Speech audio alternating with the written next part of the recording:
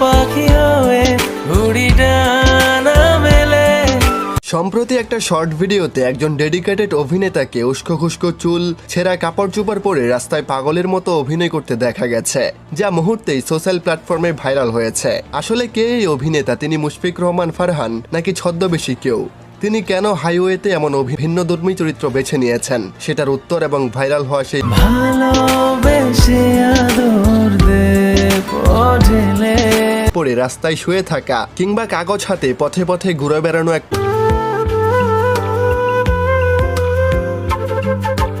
আমার বিশ্বাস পূর্বের মতো এই কাজগুলোই ভালোই হবে।